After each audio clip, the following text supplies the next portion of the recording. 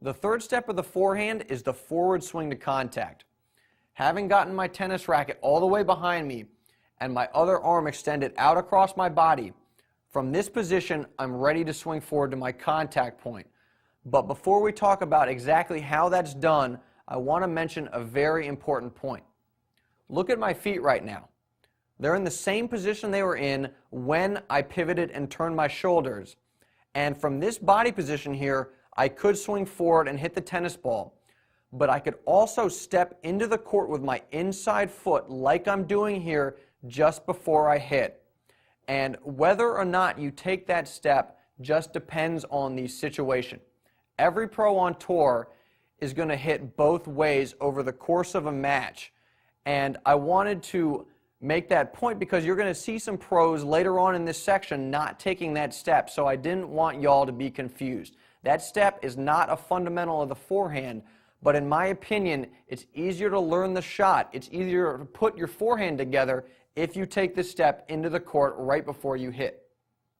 Let's get back to how exactly you get to your contact point. From this position here, I have to do three things to get to contact. First, I have to push off my outside leg, my left leg in this case since I'm a lefty, and when I do that, I get my heel up, and that's going to help with the second step, which is to rotate my upper body back towards the net. Now when I do that, I'm going to drop the tennis racket down and then swing forward to my contact point. And if we play that again, the path my racket travels along looks very similar to as if I was tracing a C out with the tennis racket. If I do these three things at the same time, I'll get to my contact point, which is a little bit out in front of my body and about waist high. From the front, we can see what that looks like. Again, I push off my outside left leg, my heel comes up, my upper body rotates back towards the net, and the racket drops down and then swings forward to my contact point, again about waist high and a little bit out in front of my body. And if I were to make contact with the tennis ball, my strings would be flat on the back of the ball. Having gotten his tennis racket all the way back and his other arm extended out across his body, now Frank's going to do those three things I just talked about to get to his contact point. He pushes off his back foot, his outside foot, which is his right foot since he's a righty.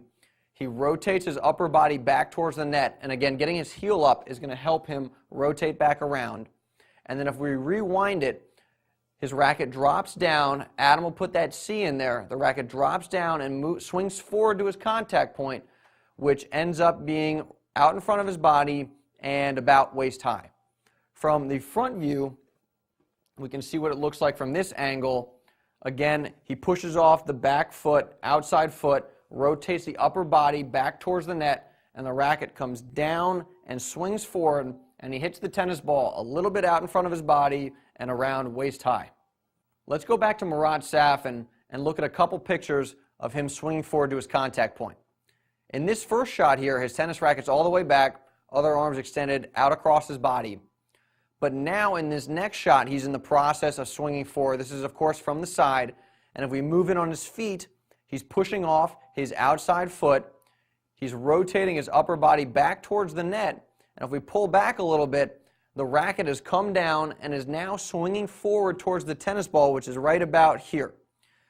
In this final shot, this is again from the front, Safin's at contact, and he's fully pushed off his outside leg. He's actually in the air.